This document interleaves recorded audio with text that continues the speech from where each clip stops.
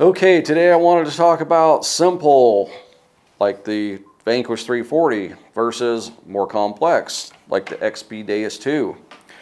There's a lot of metal detecting terms out there that might be intimidating or confusing to people. So I wanted to go over with some of those today and try to help you figure out what metal detector is going to be the best for you based on the areas that you hunt and the experience you have with a metal detector. So we've got terms like recovery speed, reactivity, iron bias, iron filter, Ferris limits, audio theme, audio profile, audio response, stabilizer, salt sensitivity, ground stabilizer.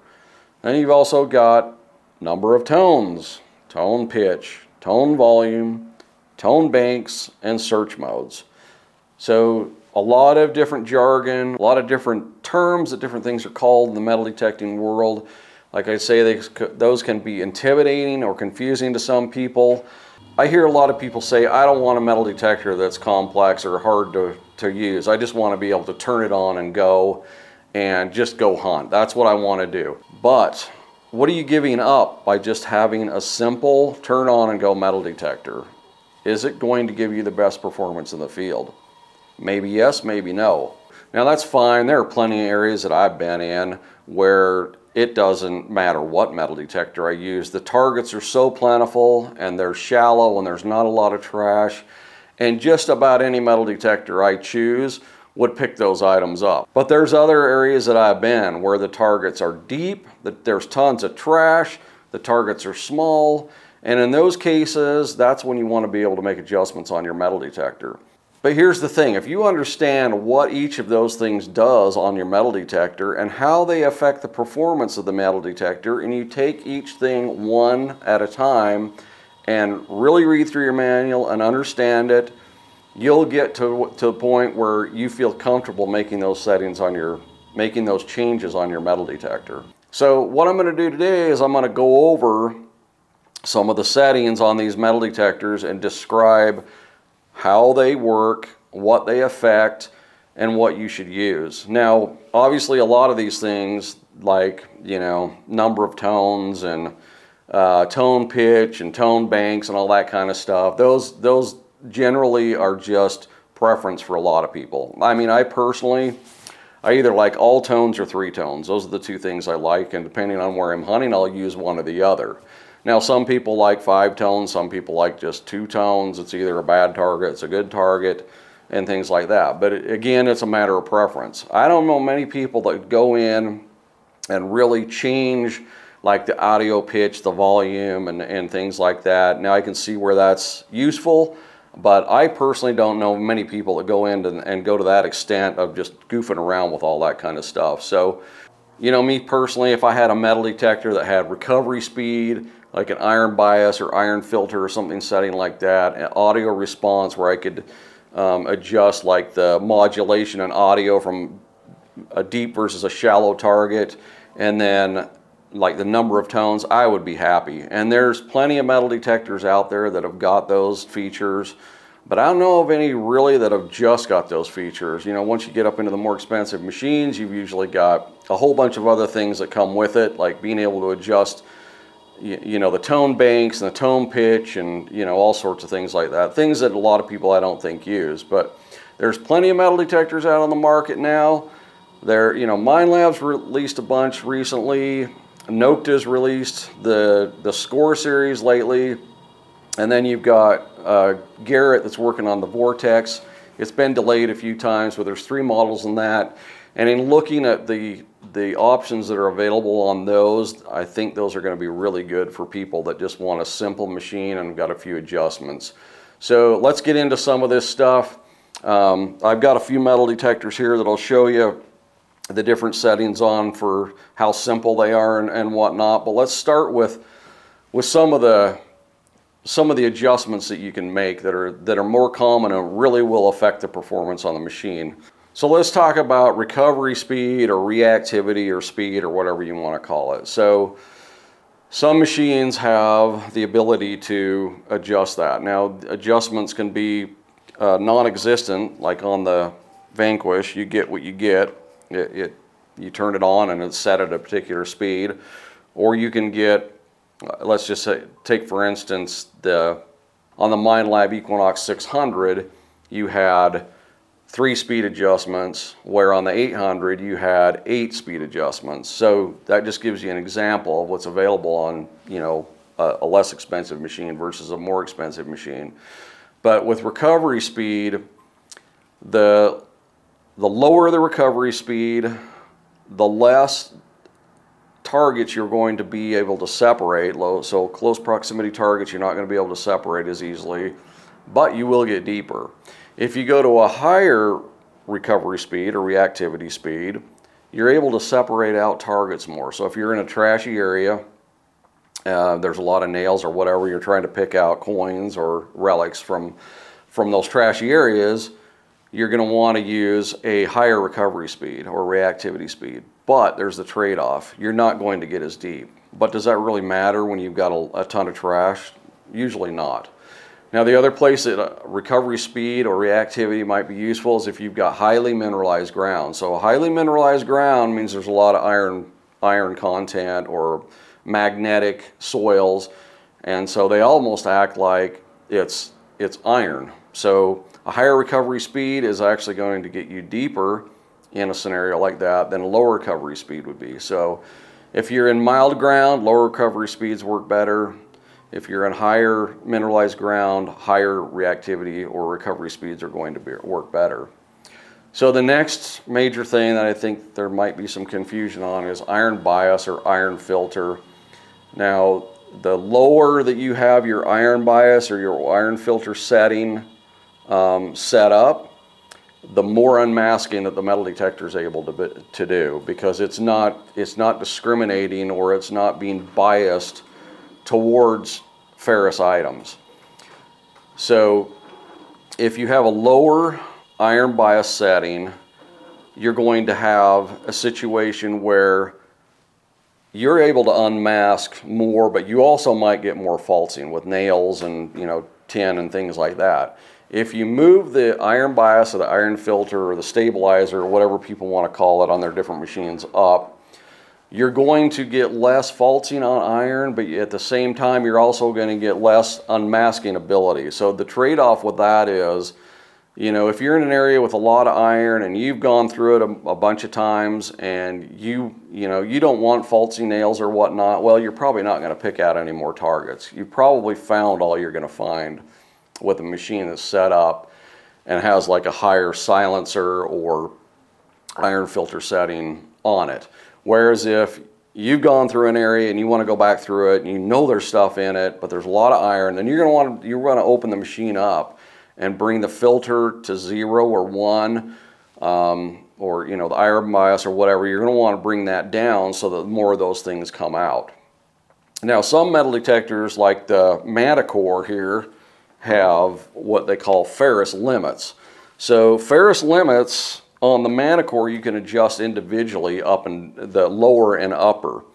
So you can independently adjust your upper and lower ferrous limits on those. So lower ferrous limits is going to be for things like bottle caps and, you know, flat tin, stuff like that, whereas your upper ferrous limits are going to be more for like nails and things like that. You can adjust the ferrous limits upper and lower depending on what you want to knock out with the Manticore. And then in addition to that, you have an extra feature where you can go in and adjust the stabilizer. So higher stabilizer settings would allow you to not have as much falsing and whatnot. But again, there's a trade-off. There's not as good of unmasking ability when you do that. So you've got to play with that a little bit, but if you understand what those things do, then it doesn't become scary or intimidating to make those adjustments. You know, the best thing to do is to go out and set yourself something up with, you know, like a nail and a coin side by side and sit and play with those adjustments and see what they do. You know, if you start out at 0, you might be able to pick that coin up next to that nail real easy, but if you move your iron filter, your iron bias, or your ferrous limits or whatever up, eventually you're going to totally knock out the coin, and you'll only be able to hear the iron. So you got to be careful what you do there. And so then Another thing that I think a lot of people don't necessarily understand or are scared to make adjustments are what we call like audio response or audio theme. It would be audio response on the DS2, audio theme on the Minelab Manticore. But in those cases, what that's doing is adjusting your modulation and audio. So if you have a higher audio response setting, or if you had like a simple audio profile on the Manticore, so let me go back, rephase that. A simple audio profile on the Manticore or a high audio response setting on the DS2 would basically make all your targets sound the same, whether they're deep or whether they're shallow. Now, if you go to the other extreme and you change to a rich audio profile on the Manticore, or you change to a lower audio response setting on the DS2, like a 1 or a 2, you're going to have a lot more modulation in the audio between a deep target and a shallow target. So a deep target sounds softer, whereas a shallow target will sound louder. So the trade-off would be is if you had your audio response set too high, like a high number, or you had a rich profile, you might miss a deep target in going through an area that's got, you know, a lot of targets and they're all different depths. You might pass over a softer target or not hear it as easily. So that's something to consider. You might want to go right in the middle, which on the DS2 would be 3, and on the Manticore would be medium. That would allow you to have some modulation in the audio to be able to tell depth, but at the same time, there's less chance of you passing over something, you know, that's deeper in the ground. So another setting I want to talk about that's oftentimes misunderstood and a lot of people often use wrong is sensitivity. So sensitivity is oftentimes related to depth. The higher your sensitivity, the better depth you're going to get. Well, that's not always the case. So if you're in an area that's got highly mineralized ground, or if you're in an area that's got a lot of iron in it, you know, a lot of iron nails or wire or whatever, using higher sensitivity can be counterproductive. You'll actually get like a blowback from your sensitivity being too high, and it'll actually decrease your depth.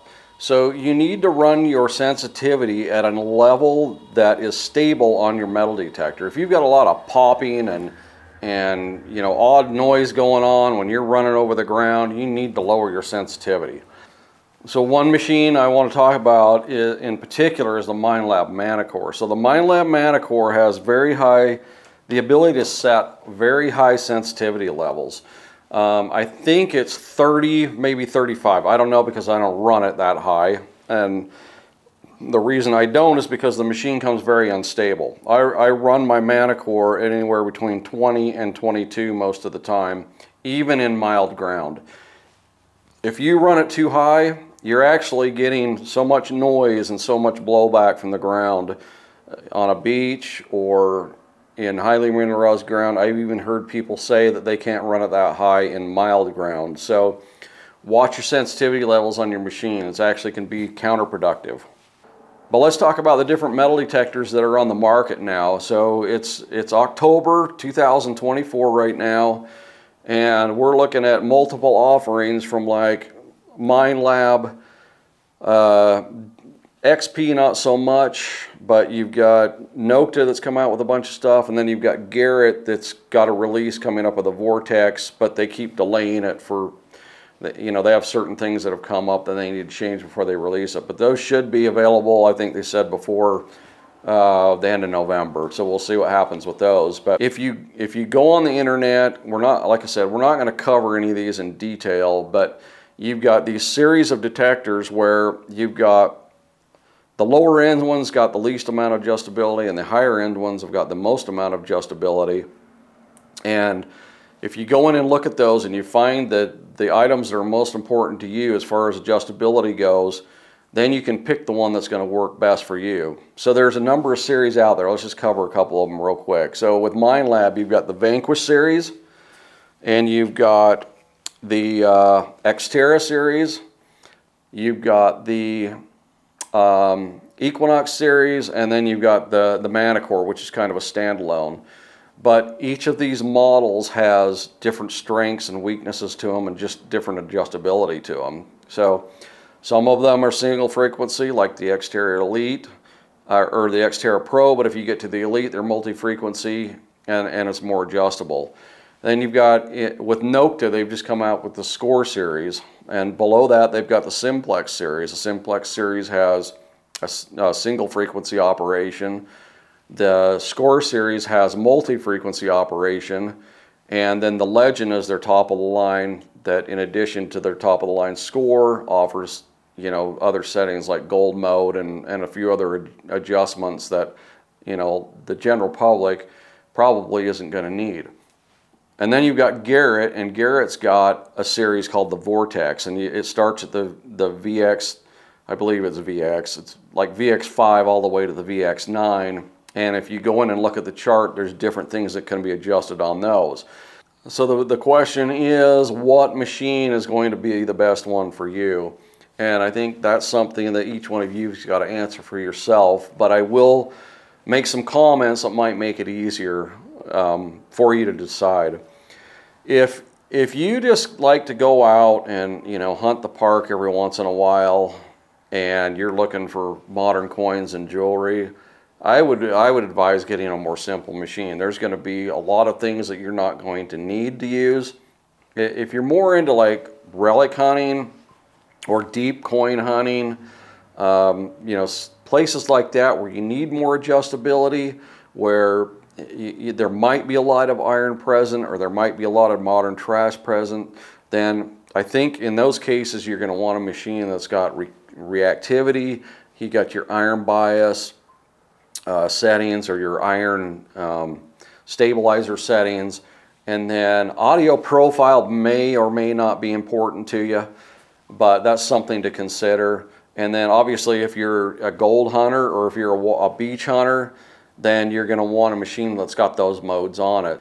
You know, most cases somebody wants something that's waterproof so they don't have to worry about, you know, the salt or the corrosion or this, that, and the other, and they can rinse their machine off when they get home.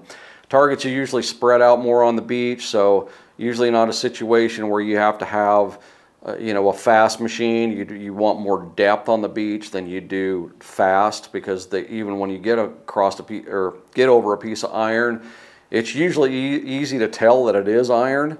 But you might want a setting or an iron bias setting that'll knock out bottle caps. So if that's a big issue on the beach you're hunting, then you're going to want to look at something that's got iron filter adjustments or iron bias settings that can knock out those bottle caps. Like on the Deus 2, you've got a separate setting for bottle caps.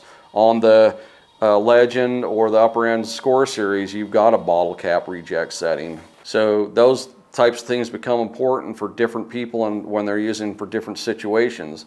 And if you're a gold hunter, then you've got to pick a machine that's got gold modes on it, like the Manicore, the Deus 2, the Legend, or the Equinox series.